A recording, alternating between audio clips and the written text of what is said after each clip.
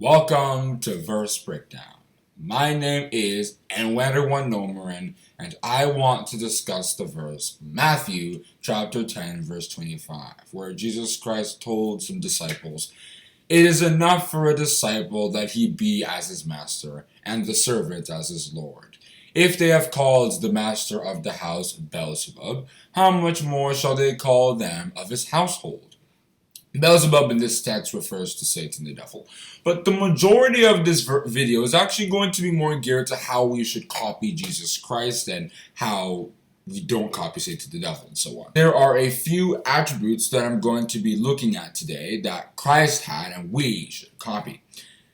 Number one, Jesus Christ was compassionate. If you look at Matthew chapter 20 from verses 29 to 34 and Luke chapter 7 from verses 12 to 17, there were people who were like, "Son of David, have mercy on us." And then Jesus Christ would have compassion on them and then he would attend to their needs. That's the only reason why he came to this world in the first place. He came down to pay the ransom and be like a merciful priest, if we read Hebrews chapter 2 verse 17.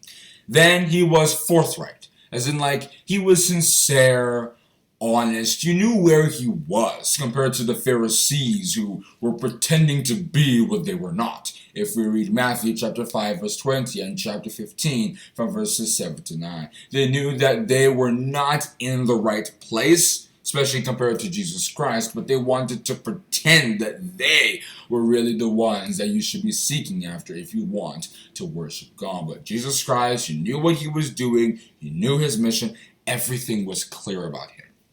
Then he was humble. He, of course, remember, is the Son of God.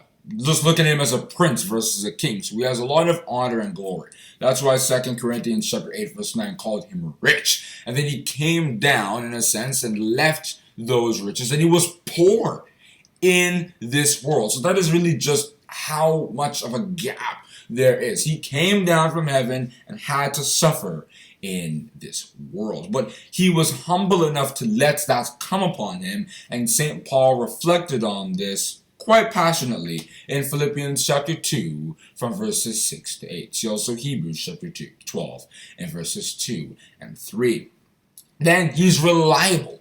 God could trust him that he would come down to this world and not look at everything and be like, "I never knew the world was like this. I better just start running after all this." If you look at Matthew chapter 4, when Satan the devil wanted to offer him all the kingdoms of the world and so on, Jesus Christ rejected them because he wanted to be reliable to his Father. And we Christians must be the same.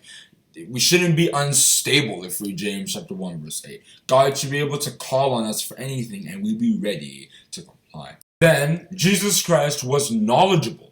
If you look at Matthew chapter 7 verse 29, he outsmarted everybody there. And everyone knew that he was somebody who had taught with authority, not like their scribes and Pharisees. If you also look at Matthew chapter 22 verse 46, he asked them a question that no one can answer. And then no one bothered to ask Jesus Christ any more questions after that because he knew what he was talking about. And in John chapter 2 and verses 24 and 25, it also says that Jesus Christ knows man. He understands man, their psychology, their behavior generally. So you can't really deceive him. The other half of Matthew chapter 10 verse 25 talks about Beelzebub, or like I said, Satan the devil, and how he also would have, servants who behave like him. And those people were talked about in 2 Corinthians chapter 11 from verses 13 to 15. Satan the devil was referred to as the angel of light because he pretends to be righteous.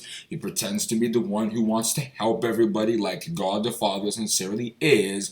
And he also has agents in this world, false pastors, who also act as people who you should listen to because they have doctrines that will, help your lives, but in reality, they will only make it worse. If you read Ezekiel chapter 13 from verses 1 straight down to verse 16 and other places in Isaiah, Jeremiah, and Ezekiel.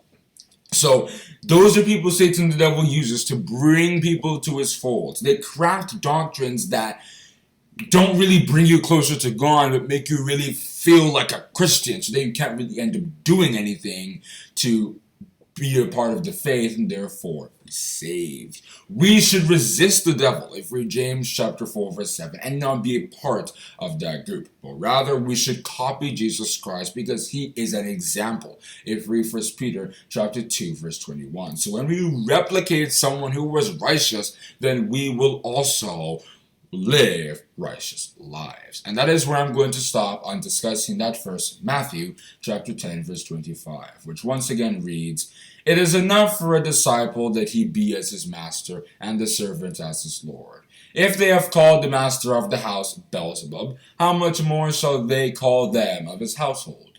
If you enjoyed this video, don't forget to subscribe and hit the notification bell. God bless you.